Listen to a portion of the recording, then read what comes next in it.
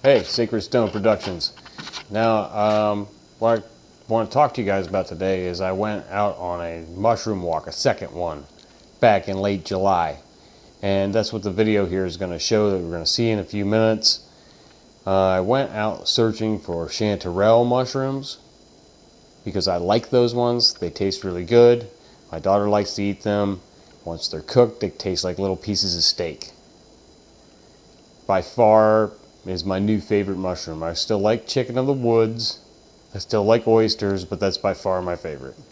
On that walk, I found boletes, which I wasn't quite sure if I should eat, and I found some oysters, which I did take also. Anyway, I'm going to start out the mushroom walk, and you're going to see some white polypore mushrooms. I wasn't sure what they were, and then I came across the oysters. And just a few notes before we start the video, before you see the video. When you find mushrooms, don't do as I do most of the time. I get really excited. I'm like, oh, edible mushrooms. And I rip them right out of the ground or right off the log or wherever they're at. You should cut them. Leave the mycelium behind and only take what you're going to eat. Don't take more than you're going to eat. Also, I am not a mycologist. Because I eat wild mushrooms and I can identify them for myself, doesn't mean that I'm giving you permission or telling you to go out and do what I do. If you get sick or you die from eating some wild mushroom, some mushroom off a tree or a stump or the ground, and you didn't positively identify it, that's on you. And that goes with any wild edible. It's on you to make sure you're eating the right thing. Eating something that's going to give you nutrition and not kill you or make you sick. Anyway, video's coming up in a minute. Thanks for watching. Like, share, and subscribe as always. Sacred Stone Productions. Here's Mushroom Walk number 2. Okay, Mushroom 2, everybody. I picked up this Audubon Society to mushrooms because I thought that was the best book. It's a good field guide. Any amateur mushroom hunter should have a good field guide. Let's take a look at that again. There it is. I mean, they have great descriptions. All Audubon Society books are good. So as I was walking down this trail, the first thing I thought was, oh, this is going to be like last time. I'm not going to find anything. I'm looking all around. I'm not seeing anything at all. It's just an empty trail. It seemed like it was so dry. I was like, man, I don't think I'm going to find anything today.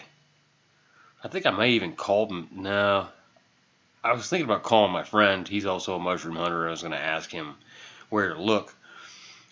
But I just decided to keep on going. I figured, well, at least it's a nice leisurely hike anyway. And just keeping my eyes open. And then I came across these white polypore mushrooms. Now, polypores, they don't have gills. It's coming up here in a minute. You guys will be surprised, I think. Maybe somebody out there who's watching this video can identify these things. Here they are. I don't know what that is. They're like cheese polypore or white cheese mushroom. I don't know what these things are. I couldn't identify. I couldn't find them in the book. Some of the descriptions kind of look like maybe they were the cheese polypore, but I'm not sure.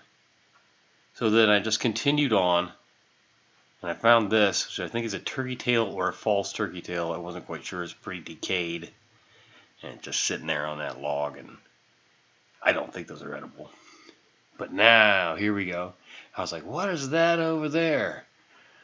There's some kind of shelf mushroom over there. I was like, oh, look at that. Those look like oyster mushrooms. And I know I could eat those. I ate those before. I got some off my neighbor's tree one day.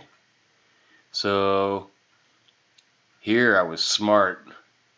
I got out the knife. And then I fiddled around with the camera I was trying to cut the mushroom and film at the same time. Wasn't working out too well. Sorry about the bouncy camera there.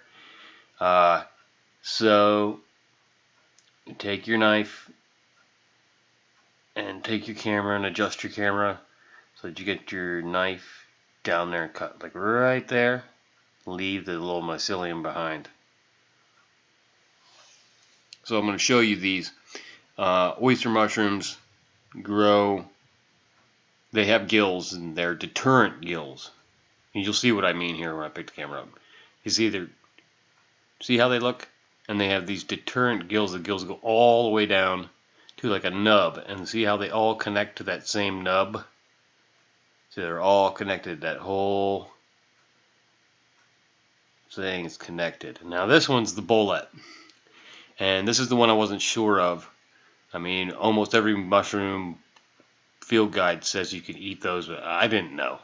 That's also polypore. But now these are the chanterelles. These are the prize mushrooms. These are the ones I was looking for. If you can find these in late July all the way to September, see how they're like flares sticking up? You can't miss them. And there's some poison ivy there. I think that's what that was. I just kind of bumped it out of the way. I was like, oh well, I'll clean up later. I'm not going to be out here that long. I didn't catch poison ivy, by the way. But look, trumpet-like. Those things, once you cook them up, they taste like steak. They're awesome. If you can find these, take them. But you see how I just plucked it out? You should cut them out. Then I went back and I cut them out. I was like, wow, I should have cut those out. So I get my bag out, my plastic bag, and I get my knife out, and I went back and I cut these. And I think I ended up with about a half a pound that day. So it was a really productive day because I got 2 different kinds of mushrooms and quite a bit to eat. I mean, I was really, really happy with this day. And the camera bounced around. But you could see how many there are. I was like, wow, so many of them.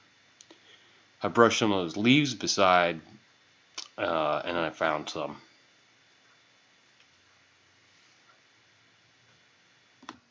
Anyway, it was a great day. So like, share, and subscribe, and we'll see you in the next video.